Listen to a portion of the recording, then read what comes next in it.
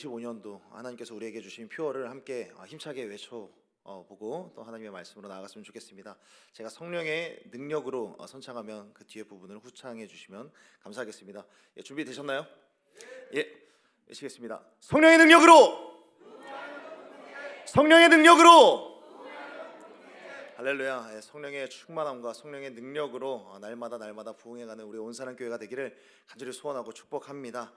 아멘. 가톨릭의 신부셨지만 수많은 크리스찬들에게도 영적인 어떤 깨달음과 영적인 삶에 대한 어떤 통찰력 그리고 많은 존경을 받던 분이 계셨습니다. 헨리 나우엔이라는 분이신데요. 이 헨리 나우엔이라는 분이 1996년도에 하나님의 부름을 받고 소천을 하셨는데 그때까지 참 많은 저서를 남기셨는데 많은 저서를 남기시면서 다음 세대 곧 2000년대를 살아가는 수많은 사람들에게 하나의 경고의 메시지를 남기셨습니다. 그 내용은 뭐냐면 그들은 자기 자신에 대해 부정적인 예언을 하고 스스로 성취할 것이다 라는 이야기를 남겼습니다. 사람들은 자기 자신에 대하여서 끊임없이 부정적인 예언을 한다. 그리고 자신에게 던진 이 부정적인 예언, 자신한테 던진 이 예언을 마치 실천이라도 하듯이 부정적인 행동을 일삼게 되고 그리고 그 예언을 자기 스스로 성취할 것이다 라고 이야기를 남겼습니다. 예를 들어 이런 겁니다. 우리가 주일 예배를 앞두고 토요일에 불현듯 이런 생각을 하게 되는 것이죠. 내가 지난주에도 예배를 드렸고 수요일에도 예배를 드렸는데 내가 결국에는 똑같이 제자리 걸음으로 오더라, 제자리로 오더라, 이렇게 변화되지 않는데 내가 나갈 필요가 있을까라는 그런 부정적인 예언 그리고 어떤 기대도 하지 않고 주일을 보내게 되는 것이죠. 또한 청소년 팀 이제 수련회가 좀 계획되어 있고 지난 2월 10일부터는 청년 팀의 수련회가 있었었는데 수련회를 앞둔 사람들에게는 내가 지난 수련회도 참석을 했고 그 전에도 수련회를 참석을 했는데 이번 수련회를 간다고 해서 내가 달라지는 게 있을까? 내가 그곳에 갈 필요가 있을까라는 생각을 하게 되고 부정적인 생각을 하게 됐으니까 부정적인 행동을 일삼고 그곳에 참석을 하게 되는 것이죠. 또한 어떤 소개팅을 앞둔 청년들에게도 내가 이 사람을 만나도 뭔가 달라지는 게 있을까? 또 이 사람이 조금 그 전에 만났던 사람들이랑 다른 게 있을까? 사람이 다 거기서 거기지라는 생각을 가지고 소개팅에 나가게 됐을 때 어떤 일들이 일어나는가? 그 부정적인 이야기대로 삶이 흘러갈 가능성이 굉장히 높다라는 것입니다. 그리고 집으로 돌아와서 이런 감상평을 들여놓는 겁니다. 내 그럴 줄 알았어. 특별한 것도 역시나 없었고 별로 다른 것도 없었고 역시나 내가 예상했던 대로 라고 이야기를 하는 겁니다. 그러니까 무슨 일을 시작하기 전부터 기대하지 않으려고 하고 기대하지 않은 이후에 오히려 자기가 스스로 부정적인 예언을 스스로 성취를 하고 이런 현상에 대해서 내 예상한 대로 이루어졌다라고 하면서 스스로 만족하게 되는 것이죠. 사람이 이렇게 행동하는 이유에 대해서는 이렇게 진단을 합니다. 우리가 일상을 살아가면서 가족과의 관계라든지 어떤 예배나 어떤 가정 안에서의 일들 그리고 예배나 수없이 많은 그런 일상 속에서 우리들은 많은 상처와 아픔을 경험을 하는데 이 경험들이 한 번, 두 번으로 끝나는 것이 아니라 이게 계속해서 반복되면 될수록 이 상처와 아픔도 학습하게 된다는 거죠. 그리고 이런 학습하면 학습할수록 사람은 기대하지 않으려고 하고 기대하지 않는 방향으로 또한 내가 행동하게 되고 그러다 보면 자연스럽게 기대하지 않는 방향으로 인생이 전개될 수밖에 없고 그것은 결국에 자신의 인생을 스스로 부정적인 굴레 안에 부정적인 감옥 안에 자기의 인생을 가두게 되는 것이다 라고 이야기를 하는 겁니다. 그렇다면 이 시대의 사람들이 왜 이러한 인생을 왜 이러한 삶을 살아가는 것인가? 그것은 인생 속에서 방금 전에 말씀드렸다시피 계속해서 경험하는 상처와 아픔과 고난이 이게 너무 커서 이것들이 너무 학습되어 버려서 우리 안에는 인생을 향하여서 또 내 미래를 향하여서 앞으로 일어날 나의 삶에 대하여서 함부로 결론을 지어버리는 습성이 우리 가운데 있다라는 것입니다. 결론을 짓고 마침표를 치는 것이죠. 사랑하는 여러분, 하나님의 사람은 어떤 일에 있어서든지 함부로 결론을 짓거나 마침표를 찍어서는 안 됩니다. 교만이라는 것이 다른 것이 아니라 바로 이렇게 우리의 삶에 대하여서 내 인생에 대하여서 미래에 대하여서 결론을 지어버리는 것이 한편으로는 우리의 교만이 될 수 있습니다. 나는 원래 이래, 난 이렇기 때문에 당연히 그렇게 될 거야 라고 결론을 지어버리는 것. 사랑하는 여러분, 하나님의 사람은 결론을 지어서는 안 됩니다. 왜 그렇습니까? 결론은 오직 하나님의 권한이기 때문입니다. 에스겔 37장에 보면 이러한 내용이 기록이 되어 있습니다. 하나님께서 에스겔 선지자에게 나타나셔서 그를 환상의 골짜기 가운데로 이끌어 가십니다. 그리고 에스겔 선지자 앞에 마른 뼈들을 보여주시죠. 에스겔 선지자는 이 마른 뼈를 보자마자 이 마른 뼈가 무엇을 나타내는지 단번에 알아챘습니다. 하나님을 잃어버려서 영적인 저력도 잃어버리고 하나님 앞에 기도조차 할 수 없고 하나님 앞에 부르짖는 것조차 불가능한 자기의 민족이라는, 자신의 민족의 영적 상태가 지금 마른 뼈와 같다라는 사실을 단번에 알아챘습니다. 이 모든 것들을 파악한 주님께서는 에스겔에게 물어봅니다. 이 뼈들이 능히 살겠느냐? 이 질문을 받았을 때 에스겔은 이 뼈들은 당연히 살아날 수 없습니다 라고 이야기할 법한 그런 지식과 그런 식견을 가지고 있습니다. 마른 뼈들이 어떻게 살아날 수가 있겠습니까? 라고 이야기를 할 법한데 전부 부정적인 예언으로 가야 하는데 에스겔 선지자는 그 자리에서 입술을 굳게 지켜냅니다. 그렇다고 해서 주님께서는 이 뼈들을 능히 살리실 수 있습니다 라고 또 이야기를 하지 않습니다. 그저 단지 주 여호와여 주께서 아십니다 라고 이야기를 합니다.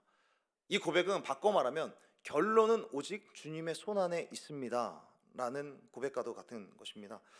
사랑하는 여러분, 우리는 우리의 인생에 대하여서 힘든 일들, 어려운 공경이 다가오면 힘들다라고 말할 수 있죠. 앞이 보이지 않는 시간 속에서, 막막한 그 시간 속에서 우리들은 수없이 절망하게 되는, 포기하고 싶은, 그리고 마침표를 찍고 싶은 것들을 경험하게 됩니다. 반복되는 아픔과 실패와 상처와 아픔 속에서 그래서 내일에 대한 기대와 어떤 소망이라든지 감사의 고백과 선포가 이루어지지 않을 수도 있고 그것을 이루어내는 것이 너무 어려울 수 있죠. 하나님께서는 이러한 우리의 연약함들을 이미 아시고 동정하시지만 그럼에도 하나님께서 원하시는 것은 무엇인가? 다만 우리 가운데 결론을 내지 말라는 것이죠. 다만 우리 가운데 마침표를 치지 말라는 것입니다. 마침표를 찍고 결론을 내는 것은 오직 너를 짓고 너의 민족을 창조한, 그리고 너의 민족을 인도한 역사의 주관자요 온 세상 만물의 창조자이신 나 여호와의 권한이다 라는 것을 모든 세대에 걸쳐서 말씀하고 있는 겁니다. 그러므로 사랑하는 여러분, 우리의 인생에 대하여서 함부로 결론 내지 않는 저와 여러분이 되기를 예수님의 이름으로 축복합니다. 내 인생이 힘들다라고 막막하다라고 이야기할 수 있을지언정 함부로 마침표를 찍으면서 나의 인생을 저주하지 말라는 것이죠. 내 삶을 저주하고 내 삶을 결론을 짓는다라는 것은 결국에 나의 삶을 주관하는 것이 하나님이 아니라 나라고 이야기를 함으로써 하나님 앞에 큰 교만을 저지르고 있는 것이라는 사실을 반드시 기억했으면 좋겠습니다. 그렇기 때문에 오늘 본문 말씀, 우리가 읽은 본문 말씀, 이 말씀을 통하여서 함께 은혜를 나누기를 원하는데요. 이 말씀에는 자신의 인생 가운데서 수많은 상처와 아픔을 경험하면서도 부정적인 굴레 안에 자신을 가두지 않았었던 한 사람을 우리들은 보게 됩니다. 우리들은 상상도 할 수 없을 것만 같은 그런 아픔 속에서 자신의 삶을 결론 내지 않고 마침표를 찍지 않고 꿋꿋이 걸어갔었던 사람, 바로 요셉에 대한 이야기입니다. 오늘 본문의 장면은 요셉이 감옥에 갇히게 되어서 그리고 술 맡은 관원장과 떡 굽는 관원장을 수종드는 그런 장면의 내용들이 기록이 되어 있습니다. 우리들은 지금 이 요셉이 감옥에 갇히게 된 경위에 대해서 우리들은 잘 알고 있습니다. 요셉은 우리가 잘 알고 있는 상태로 무고한 상태이죠. 억울한 누명을 쓴 채로 지금 감옥에 갇히게 되었습니다. 보디발의 아내가 요셉을 유혹을 했고 그러나 요셉은 그 유혹에 넘어가지 않았습니다. 그러니까 자신의 미인계가 통하지 않자 이 요셉을 고발하기에 이르렀죠. 요셉이 나를 겁탈하려고 했다. 온 집안에 소리를 지르고 자신의 남편인 보디발에게 이야기를 하는 겁니다. 그리고 이 이야기를 듣자마자 보디발이 불같이 화를 내며 심히 노하여서 요셉을 붙잡아서 감옥에 가두게 됩니다. 여기까지가 이 요셉이 감옥에 갇히게 된 스토리인데, 여러분, 요셉이 감옥에 갇히게 된 이 경위, 여러분들은 이게 납득이 가십니까?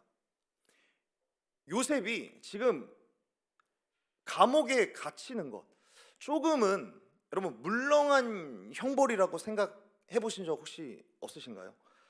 보디발의 아내에 의하면 요셉은 지금 성범죄를 저지른 범죄자입니다. 그것도 종의 신분으로서 자기 주인의 아내를 겁탈하려다가 실패한 그런 범죄자이죠. 그러니까 이 감옥으로 투옥하게 할 수밖에 없게 지금 만들어 놓은 보디발의 입장에서는 자기 집에서 일하는 종이 아내를 겁탈하려다가 실패한 겁니다. 아내를 희롱하고 그리고 동침하자고 했었던 요셉. 보디발의 입장에서는 그러한 정보가 들어온 거죠. 그리고 그 결과가 요셉을 감옥에다가 가두는 겁니다. 이 사건에 대하여서 여러분, 이 사건의 결과가 겨우 감옥에 갇히는 것, 이게 합리적인 형벌이라고 여러분 혹시 생각을 하십니까? 여러분, 이 사건이 진실이라면 그냥 감옥에 갇히는 걸로 끝내어서 되는 걸까요? 여러분, 당시 중동이나 아프리카 문화권에서 이런 일이 일어나면 즉시 사형을 시킬 수가 있었습니다. 종들을 죽이는 것은 적법한 절차가 필요 없이 주인에게 부여된 권한입니다. 그렇기 때문에 당장에 죽이거나 잔혹하게 고문한 후에 잔인하게 죽여도 상관이 없는 일이죠. 그러나 보디발은 그렇게 하지 않고 요셉을 죽이지도 않고 그냥 감옥에 보내버리는 겁니다. 요셉이 아무리 보디발의 집 안에서 여러 일들을, 재반 업무들을 하고 가정의 모든 행정적인 일들을 처리하는 행정관리사이기는 했지만 결국에는 종입니다. 결국에는 종이기 때문에 종에 대하여서 처분을 한 것에 대해서 보디발에게 그 누구도 뭐라고 할 수 없는 일인 것이죠. 당장 죽여도 이상할 일이 아니라는 것이죠. 그런데 그를 지금 감옥에 가두고 있는 겁니다. 저는 이 의문점을 통하여서 여러분들 가운데 말씀해 드리고 싶은 건 이것입니다. 보디발은 왜 요셉을 죽이지 않고 감옥에 보냈는가? 보디발의 아내가 요셉이 자신을 겁탈하려고 했다라고 이야기를 했을 때 요셉은 당연히 아닙니다, 저는 이 주인 마님에게 허튼 짓을 조금도 하지 않았습니다 라고 이야기를 했을 것입니다. 그러니까 보디발은 두 사람의 이야기, 자신의 아내와 요셉의 이야기를 듣고 판결을 내려야만 했는데 그 판결의 결과가 감옥에 가두는 것이었죠. 이 말은 뭐냐면 보디발은 자신의 아내와 요셉의 엇갈리는 증언 속에서 어디에 비중을 더 두고 있는가, 누구의 말에 조금 더 귀를 기울이고 있는가, 바로 요셉의 증언 그리고 요셉의 결백을 의심하지 않고 믿어주고 있기 때문에 그를 죽이지 않고 그저 감옥에 가두는 것으로 이 사건을 마무리하고 있는 것이죠. 다만 자신과 또 자신의 아내의 명예가 실추될 위기가 있기 때문에 그냥 그대로 내버려두면 자신도 그렇고 자신의 아내도 우스운 사람들이 되니까 요셉의 결백과 증언을 믿지만 그를 투옥하지 않을 수 없었던 것이지, 그를 자신의 아내가 이야기한 대로 성범죄자로 판결을 내려서 그를 죽이려는 마음은 조금도 없었던 것을 우리들은 생각해 볼 수 있는 것입니다. 여러분, 보디발이라고 하는 이 사람의 직업은 뭐냐면 성경에 보면은 친위대장이라고 이야기를 합니다. 지금으로 따지면 경호대장의 위치입니다. 경호대장이라고 하는 이 사람은 어떤 사람에 대하여서 그리고 그 상황에 대하여서 그리고 그 공간에 들어갔을 때 그 공간의 분위기를 파악하는 데에는 아마 도 같은 사람이었을 겁니다. 그 말은 뭐냐면 자신의 아내가 어떤 사람인지 그리고 반대로 요셉이 어떤 사람인지 이미 다 알고 있었을 것입니다. 그렇기 때문에 보디발이 내린 결론은 무엇이냐면 이 증언 속에서, 두 사람의 증언 속에서 요셉에 대한 신뢰를 거두지 않고 있고, 그리고 그가 기억하는 것은 뭐냐면 지금까지 요셉과 함께 했었던 하나님의 가호를 기억하고 있는 것입니다. 이것은 평소에 요셉이 보여주었던 신뢰할 만한 행동과 특별한 하나님의 보호하심이 요셉 위에 있었던 것을 결코 가벼이 여기지 않았다는 것을 근거로 두고 있는 것입니다.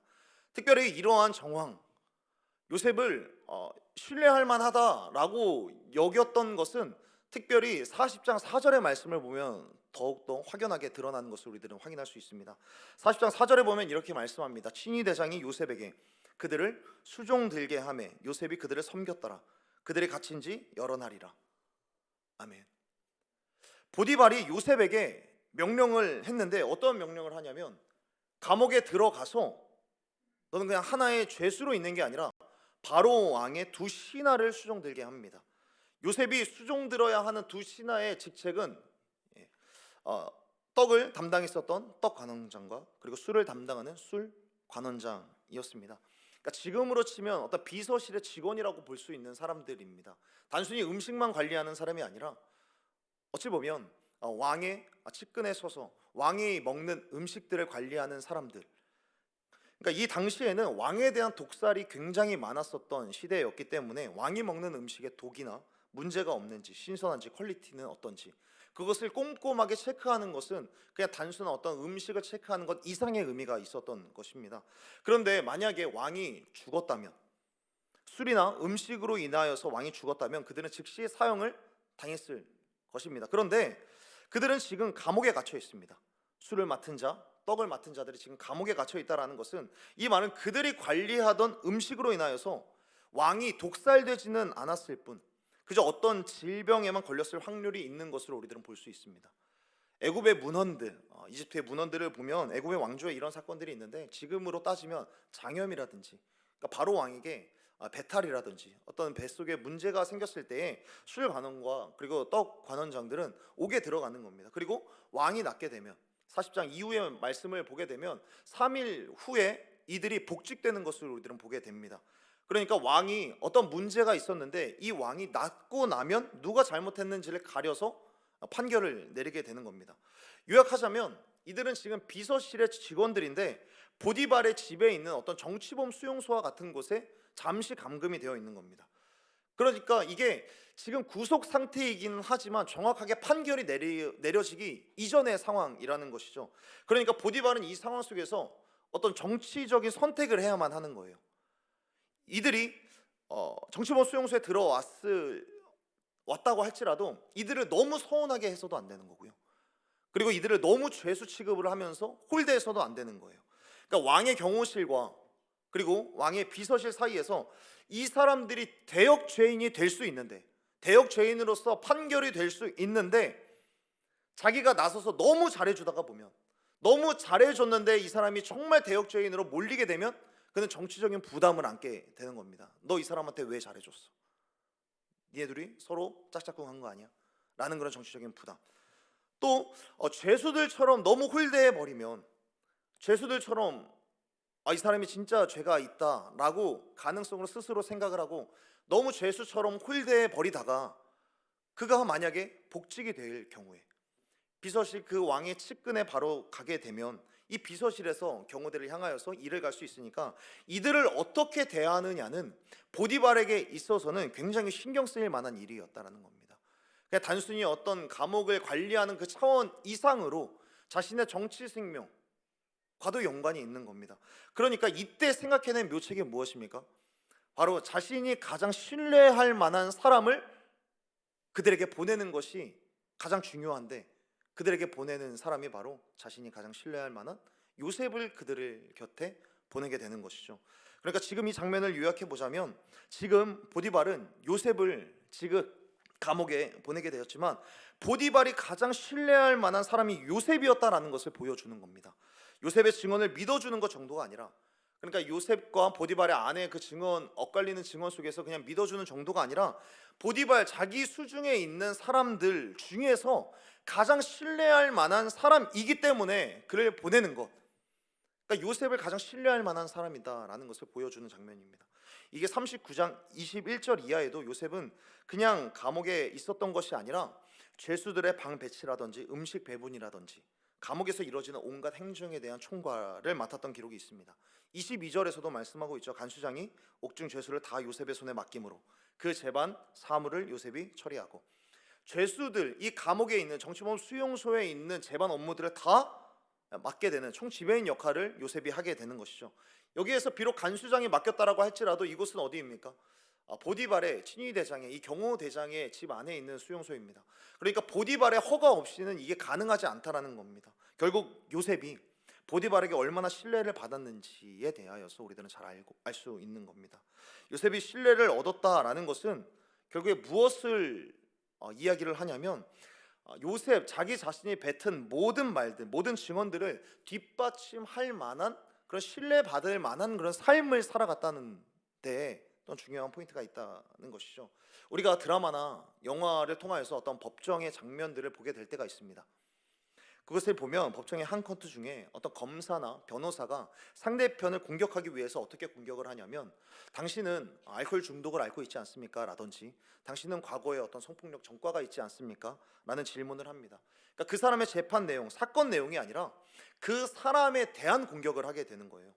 상대방의 증언이 정말 그렇듯하면 사건 내용, 어떤 메시지를 공격하는 게 아니라 메신저를 공격하게 될 때가 있다라는 것이죠. 저 사람은 믿을 만한 사람이 아닙니다. 저 사람은 평소에 알코올 중독을 앓고 있는 사람입니다. 과거에 이런 사람이 있습니다. 그러니까 저 사람은 믿을 만한 사람이 아닙니다. 저 사람의 말은 신빙성이 없습니다 라고 이야기를 하는 것이죠. 그러니까 증인이 법정에서 이렇습니다 라고 이야기를 하는 이 증언의 신뢰성은 평소에 증인이 갖고 있었던 일상의 뿌리를 두고 있는 것이죠. 그러니까 보디발이 지금 요셉을 단순히 신뢰할 만하다, 넌 신뢰할 만한 사람이야 라고 이야기를 하는 것은 그만큼 요셉이 보디발을 향하여서 신뢰받을 만한 일상과 업무와 자신의 재능들, 자신의 실력들을 계속해서 가감없이 보여줬던 것이죠. 그렇기 때문에 그를 죽이지 않았던 것이고, 그렇기 때문에 그 중요한 두 신하의 수종드는 일에 요셉을 보냈던 것이고, 오히려 보디발의 신뢰 덕분에 그는 감옥에 가게 된 것입니다. 그렇다면 이 일들이 과연 보디발 한 사람의 신뢰뿐일까요? 사실상 이 둘을, 그리고 이 상황들을 몰고 가시는 오히려 더 큰 하나의 손이 있었습니다. 우리는 요셉의 스토리에 대해서 너무나도 잘 알고 있고, 오늘 방금 전에 계속해서 보았던 대로 요셉이 그렇게 살아갈 수 있었던 것은 한편으로는 보디발의 지분도 없다라고는 이야기할 수 없습니다. 그러나 훨씬 더 큰 은혜는 39장 21절과 23절의 말씀, 이곳을 놓쳐서는 안 되겠죠. 여호와께서 요셉과 함께 하심으로, 여호와께서 요셉에게 인자를 더하사, 여호와께서 요셉과 함께 하심으로 감옥에서도 살아가게끔 하셨다라는 것을 우리들은 놓쳐서는 안 되는 것이죠. 그렇다면 여기에서 우리들은 한 가지의 의문을 더 가질 수밖에 없게 되겠죠. 하나님이 함께 하시고 하나님께서 그에게 인자를 더하셨고 그를 형통하게 이끌어 가셨는데 왜 하나님께서는 요셉을 굳이 감옥으로 보내셨는가?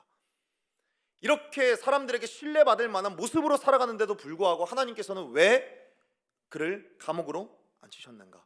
왜 굳이 요셉을 감옥으로 보내셔서 죄수들의 재반 업무를 맡는다라고 할지라도 두 사람의 수종을 들게 하는 것이 한 사람에게 신뢰를 받을 만한 행동이라고 할지라도 왜 그를 감옥으로 갈 수밖에 없게 만드셨는가? 사실 여호와께서 함께 하신다면 그 전부터 안전하게 사랑하는 아버지 아래에서, 그리고 사랑하는 가정 안에서 행복하게 살았으면 훨씬 더 좋았을 텐데, 그것이 하나님께서 기뻐하시는, 하나님께서 또 형통하게 역사하신다라는 것들을 우리들이 더 확실하게 알 수 있을 텐데 하나님께서는 그렇게 하지 않으시고 또 한 발 양보해서라도 어쩌면 보디발의 아내의 유혹 없이 가정의 총무로서 보디발의 집 안에서 평탄하게 살면 그것도 어쩌면 요셉에게 있어서는 정말 베스트한 삶일 텐데 하나님께서는 왜 보디발의 위협까지 받게 하시면서 요셉을 감옥으로 내려앉히신 것일까? 이것에 대하여서는 우리들은 굉장히 간단하게 정리를 해볼 수 있습니다. 그것은 다름 아닌 하나님께서 사용하시기 위해 이러한 일들을 해 가시는 것이죠. 하나님께서 사용하시고 하나님께서 요셉을 쓰시기 위하여서 이곳으로 보내셨다라는 것을 우리들은 40장 이후의 내용을 보면서, 그리고 특별히 45장의 내용을 보면서 우리들은 알 수 있습니다. 하나님이 쓰시기 위해서요. 여러분, 지금 요셉이 머물고 있는 곳은 다시 한번 말씀드리지만 정취범 수용소입니다. 그러니까 왕의 신하들이 왕에게 범죄했는지 범죄하지 않았는지 그 중간 사이에서 판결을 기다리는 그런 상황들, 범죄자들로 판결되는 경우들도 있지만 술 맡은 관원장과 같은 경우, 이 사람은 나중에 복직이 되어 가게 됩니다. 그러니까 왕의 곁으로 가는 사람들이 잠시 머무르는 곳, 이것이 바로 요셉이 있는 감옥의 정체였습니다. 이 감옥에서 요셉이 하는 일들은 재반 업무들, 그리고 그곳에서 수많은 죄수들의 이력들을 살펴보고 그 사람들의 신변에 대해서 관리하는 일을 해내는 사람입니다. 그러니까 이 말은 앞으로 왕의 곁으로 복직하게 되어가는 사람들의 정보를 미리 알 수 있는 곳이기도 했고요. 그러면서 죄수의 신분, 잠시 동안은 죄수의 신분이기는 하지만 왕의 신하들과 요셉이 자연스럽게 관계를 이루어갈 수 있는 곳이 바로 이곳이라는 겁니다. 그러면서 요셉 역시 이곳에 있으면서 수많은 신하들과 함께 자연스럽게 관계를 맺어가면서 왕 가까이 나아갈 수 있는 루트가 자연스럽게 생성될 수 있는 곳이 바로 이곳이라는 겁니다. 그리고 이런 일은 얼마 지나지 않아서 자연스럽게 일어납니다. 비록 2년 후에 일어나는 일이지만 감옥에 있었던 이 일로 인하여서 술 맡은 관원장이 바로 왕에게 요셉을 소개해주고, 그리고 요셉은 바로 왕에게 나아가서 그에게 또한 신뢰를 받게 되어서 신임을 얻고 애굽의 총리가 되게 됩니다. 그리고 요셉이 총리가 되어서 한 일은 무엇입니까? 45장 5절과 7절 말씀에 보면 이런 말씀이 있습니다. 하나님이 생명을 구원하시려고 나를 당신들보다 먼저 보내셨나이다. 또한 하나님이 큰 구원으로 당신들의 생명을 보존하고 당신들의 후손을 세상에 두시려고 나를 당신들보다 먼저 보내셨다라고 말씀합니다. 생명을 살리고 이스라엘을 구원하는 일에 사용되었다라는 것이죠. 단순히 총리라는 이 높은 자리에 올라간 것이 중요한 것이 아니라 생명을 구원하는 그 일, 하나님께서 하나님이 사랑하시는 자들을 살리기 위한 그 일들 가운데 지금 요셉을 가장 선봉에 세우셔서 하나님께서 사용하시고 쓰시고 있다라는 겁니다. 요셉이 감옥으로 가게 된 그 이유는 하나님이 사용하시기 위하여서, 하나님이 사랑하는 사람들을 살리기 위하여서 그 일들을 맡기게, 그리고 그 생명을 살리는 일로 하나님이 쓰시기 위하여서 감옥으로 보내셨다라는 겁니다. 사랑하는 여러분, 우리가 앞이 보이지 않고 막막한 인생 속에서 계속되는 상처와 아픔과 고난을 당할 수 있고, 감옥과도 같이 요셉처럼 억울한 누명을 쓰고 우리를 쓴 채로 억울하게 우리들을 옥죄는 일들이 한두 가지가 아닌 줄로 알고 있습니다. 그럼에도 불구하고 그럴지라도 우리가 소망을 잃지 않고 감사의 고백과 선포를 할 수 있는 이유는 하나님께서는 우리와 함께 하시기 때문인 줄로 믿습니다. 그 아픔을 통하여서 하나님께서는 우리들을 반드시 사용하시는 하나님이시기 때문입니다. 그리고 우리 하나님은 그 어떤 시간도 어떤 과정도 허비하지 않으시는 하나님이시기 때문에, 그 하나님께서 우리와 함께 하시기 때문에 우리들은 어떠한 상황 속에서도 소망을 잃지 않고 여전히 감사의 고백과 선포를 할 수 있는 줄로 믿습니다. 그렇다면 여러분, 하나님께서 함께하는 사람, 하나님이 사용하시는 사람은 어떻게 살아가야 할까요? 요셉이 감옥에 가게 된 것은 물론 하나님께서 사용하시기 위하여서, 하나님께서 함께 하시기 때문에 감옥에 가게 되었지만, 다시 한번 서두로 돌아와서 보디발로부터 받았었던 그 신임을 받았었던 그 상황을 우리들은 결코 또한 놓쳐서는 안 되는 겁니다. 요셉은 보디발의 집에 종으로 온 순간부터 보디발로부터 보디발이 신뢰할 만한 사람으로, 그리고 40장 이후의 말씀에 보면 보디발이 요셉을 향하여서 조금 더 신경 쓰지 않았다라는 그런 구절들이 이어집니다.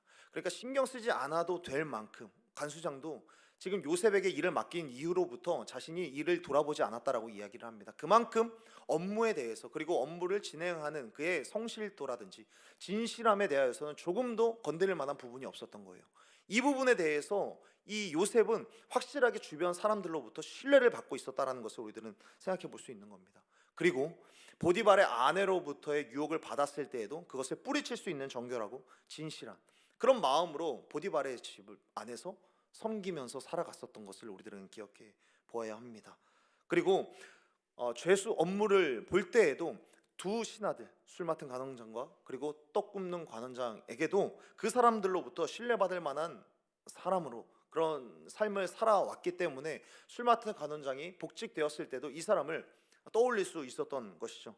그러니까 자기가 처한 처소들마다 거기에 대하여서 서두에서 말씀드렸던 것과 같이 자신의 인생을 어떤 처소, 어떤 부정적인 상황이 올지라도 자신의 인생을 부정적인 굴레 안에 가둠으로써 자신의 미래를 결론 짓지 않고 함부로 마침표를 치지 않고 그 자리에서 최선을 다해서 하나님이 함께 하시는 그러한 믿음을 가지고 어떤 곳에서든지 사람들에게 신뢰받을 만한 행동을 하면서 살아간 사람이 바로 요셉이라는 겁니다.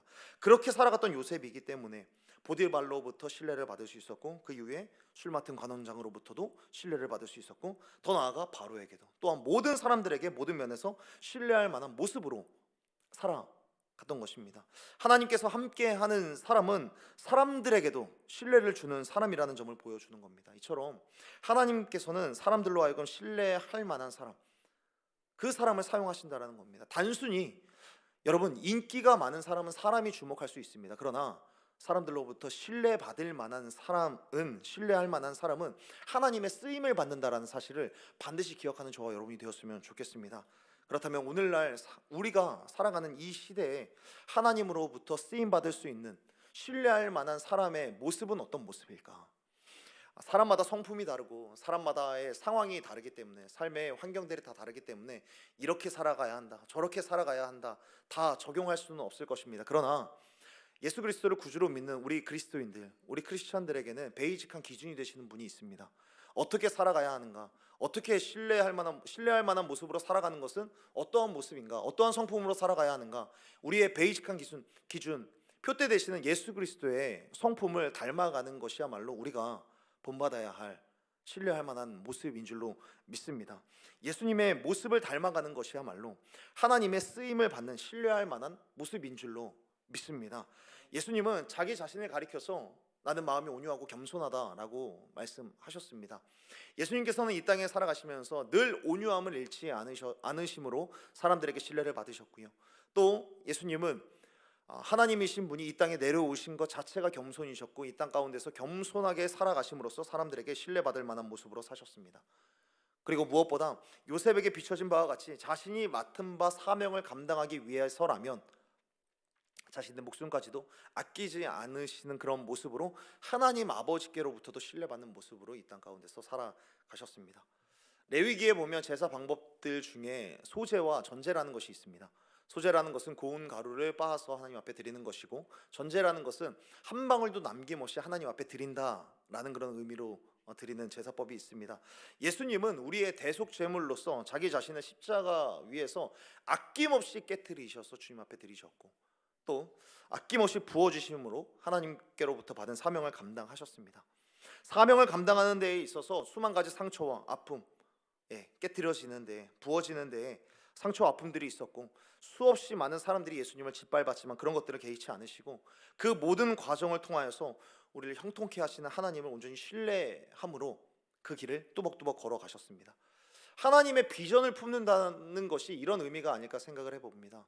내 인생에 내가 하고 싶은 일, 세상에서 그냥 안정적으로 살아가는 일, 그 일들을 비전으로 품는다면 우리들은 우리들에게 한계가 찾아올 때는 내 스스로 마침표를 찍어버리는 경우들이 있습니다. 그러나 하나님이 주신 사명을 우리의 비전으로 바라본다면 이 일을 통하여서 내가 상처와 아픔들을 겪을지라도 하나님께서 이 일을 통하여서 형통의 길로 이끌어 가신다는 그 믿음으로 말미암아 내 자신을 아낌없이 깨트릴 수 있고 아낌없이 부을 수 있고, 그렇게 끝까지 나아갈 수 있게 되는 영적인 저력을 얻게 되는 것입니다.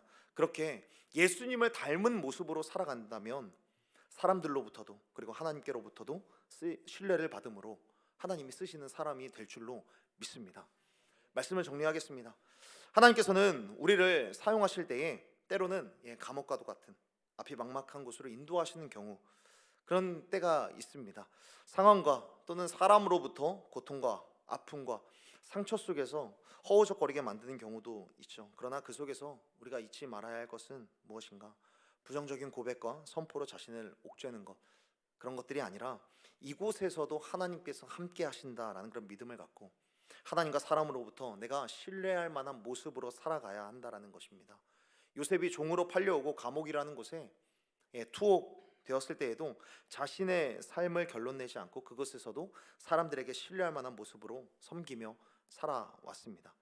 그렇게 신뢰할 만한 모습, 정직하고 성실하고 온유하고 겸손하게 살아갈 때 하나님은 그런 우리를 사용하실 줄로 믿습니다.